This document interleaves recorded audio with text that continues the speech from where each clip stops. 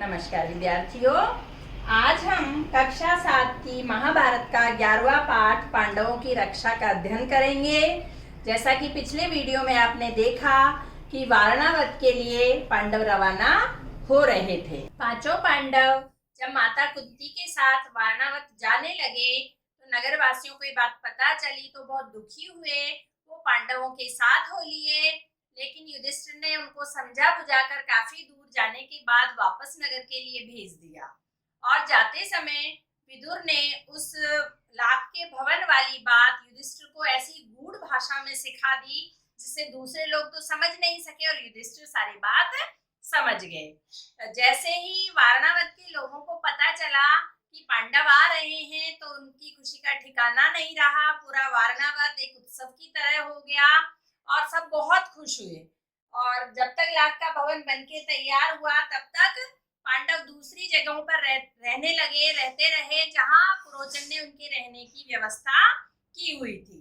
जैसे ही लाख का भवन बनके तैयार हो गया, पुरोचन उनको लाख के भवन में ले जाकर ठहरा दिया और खुद ने भी अपना निवास घर के दरवाजे के बाहर ही बना लिया और वहीं वो रहने लगा, तो जिससे पांडवों को रात भर हथियार लेकर चौकन्ना रहना पड़ता था।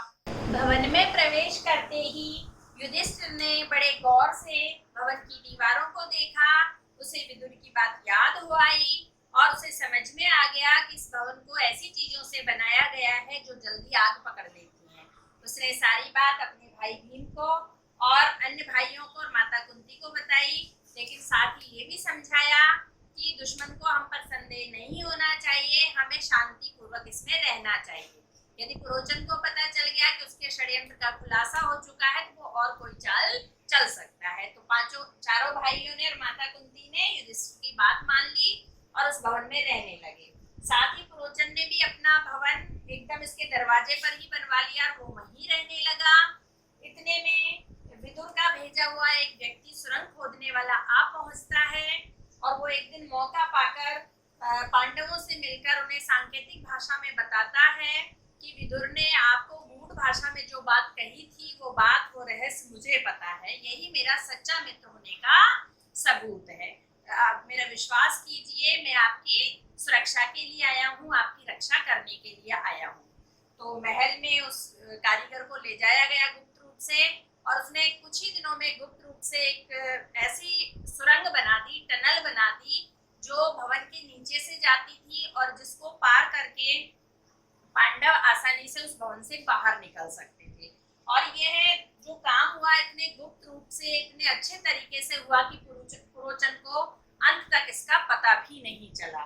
फिर एक दिन जब पुरोचन के हाव भाव देखकर युधिष्ठिर को लग गया कि आज इसका मन है कि भवन में आग लगाएगा, या उसका विचार था कि आज पांडवों का काम तमाम कर दूंगा, तो ऐसे में माता कुंती ने एक बहुत बड़ा भोज का आयोजन किया जिसमें वारणावत के सभी लोगों को आमंत्रित किया।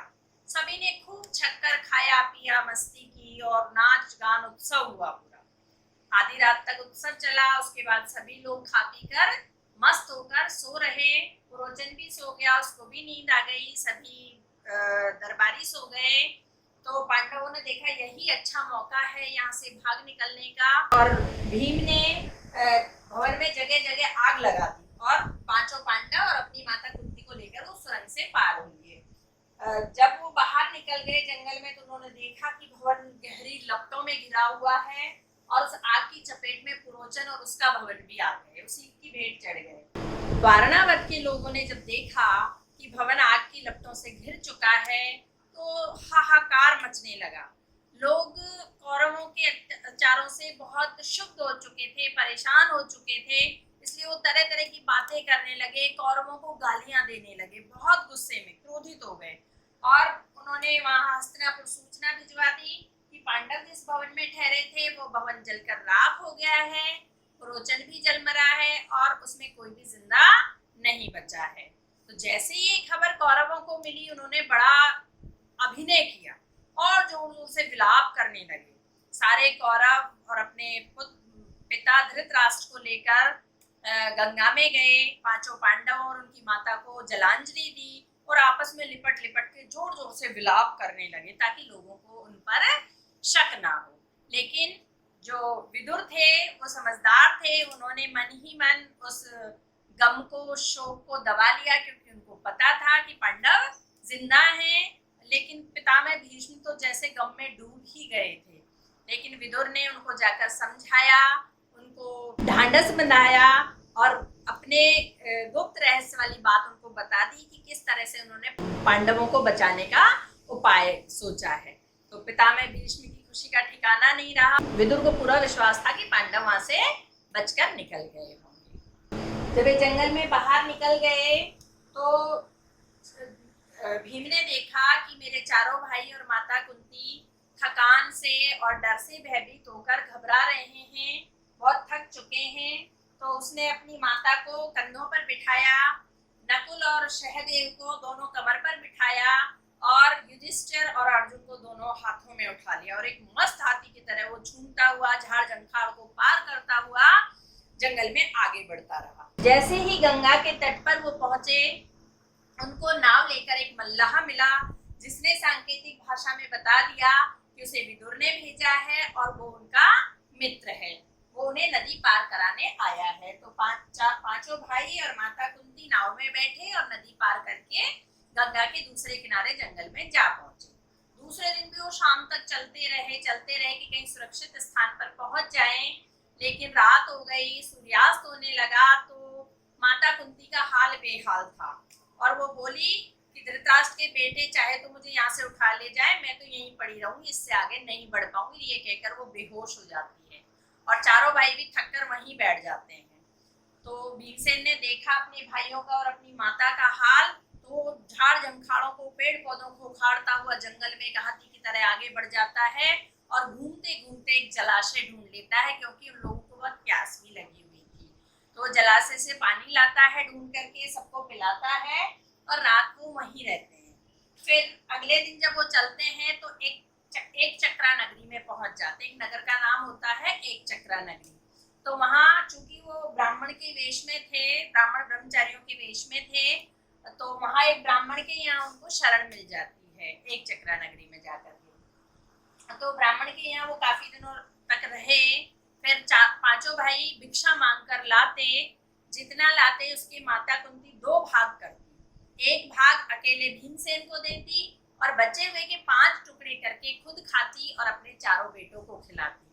लेकिन इतना मिलने पर भी भीमसेन का पेट नहीं भरता था और निरंतर भूखा रहने के कारण वो दिनों दिन दुबला होने लगा, कमजोर होने लगा।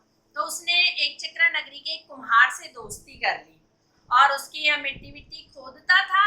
उसके बदले कुम्हार ने उसको एक सुंदर सी मटकी गढ़कर दी। तो उस मटकी को लेकर अब वो भिक्षा मांगने जाता तो उसका भारी भरकम शरीर देखकर और अजीबोगरीब मटकी देखकर बच्चे तो हंसी के मारे लोटपोट हो जाते और उसको अब भिक्षा भी ज्यादा मिलने लगी। इस तरह उनका गुजारा हो रहा था। भिक्षा के लिए पांचों भाई जब घर से बाहर जाते तो माता कुंती बहुत चिंतित रहती थी और उनकी बड़ी बेसब्री से बाट जोहती थी। उनके आने में जरा भी देरी होती थी तो उसके मन में तरह तरह की आशंकाएं उठने लगती थी। तो एक दिन क्या देखते हैं, एक दिन चारों भाई भिक्षा के लिए चले जाते हैं, लेकिन माता कुंती और भीम उस दिन नहीं जाता है, माता के साथ वहीं रहता है। तो देखते हैं कि घर के अंदर से रोने की, सिसकने की आवाजें आ रही हैं। तो माता कुंती ने जाकर देखा, वो ब्राह्मण परिवार जहाँ वो सब दुखी थे, वहां चर्चा हो रही थी उनकी आपस में। ब्राह्मण अपनी पत्नी से कह रहा था कि मैं अपनी बेटी को कैसे उसके हवाले कर दूं, कैसे अपनी बेटी को मौत के मुंह में डाल दूं, कैसे अपने बेटे को मैं काल कवलित कर दूं, और यदि मैं चला जाता हूँ, मैं खत्म हो जाऊंगा तो अनाथ बच्चों का पालन पोषण कौन करेगा।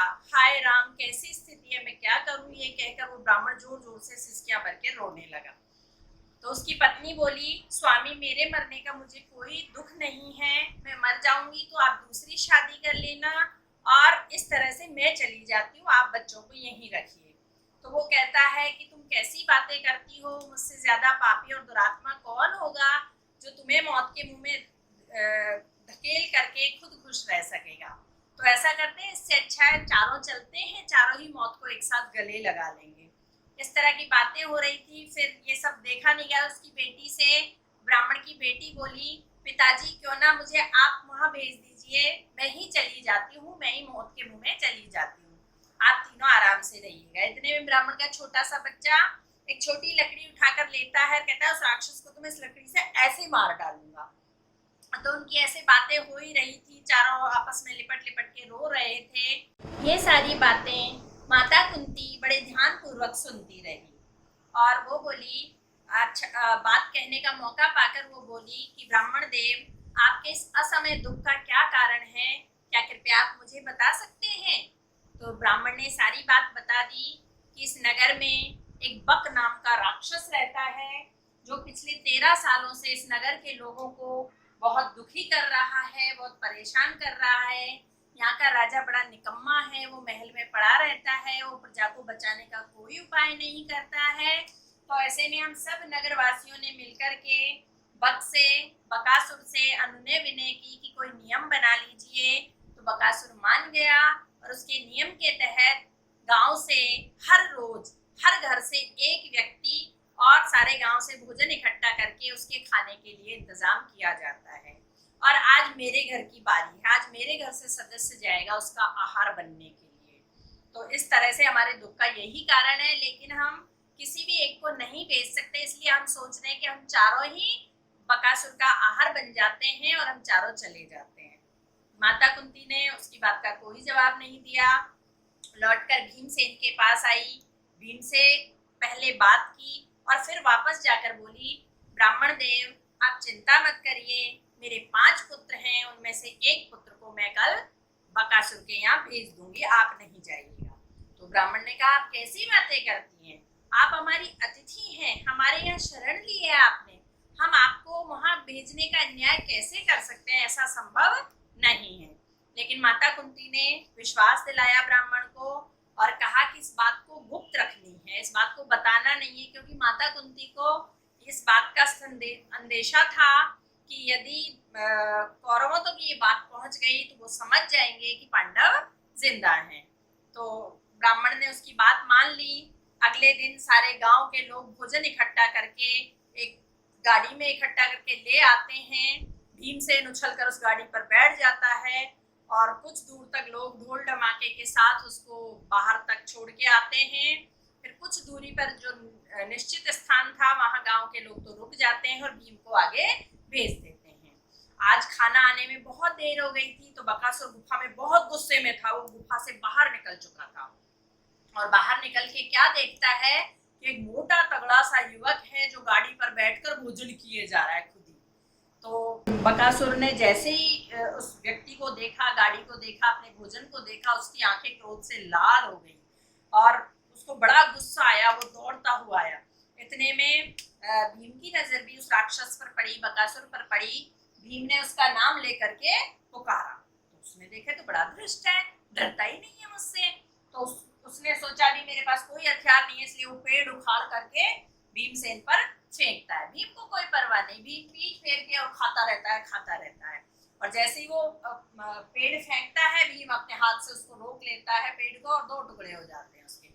भीमसेन और बकासुर में घमासान युद्ध होता है। भीमसेन उसको बकासुर को नीचे गिरा देता है, लेकिन फिर कहता है, दुष्ट राक्षस रुक, थोड़ा आराम तो करने दे। फिर थोड़ा सा सुस्ताता है, थोड़ा सा और खाना खाता है, फिर बोले उठ अब लड़ेंगे, फिर उठता है। तो इस तरह से राक्षस को बार बार गिराता है, बार बार उठाता है, बार बार लड़ता है। राक्षस भी बार बार लड़ने को तैयार हो जाता है और अंत में बकासुर को मुंह के बल गिरा देता है भीम। उसकी पीठ पर लात मारता है, उसकी रीढ़ की हड्डी को तोड़ देता है और उसकी लाश को लेकर के नगर के द्वार पे लाकर पटक देता है, ताकि नगरवासियों का जो डर है वो दूर हो सके। आज का पाठ यहीं समाप्त होता है। मैं उम्मीद करती हूँ आपको ये समझ में आया होगा। इसमें से प्रश्न बनाइए और आगे अध्ययन जारी रखिए। आज के वीडियो में बस इतना ही। धन्यवाद।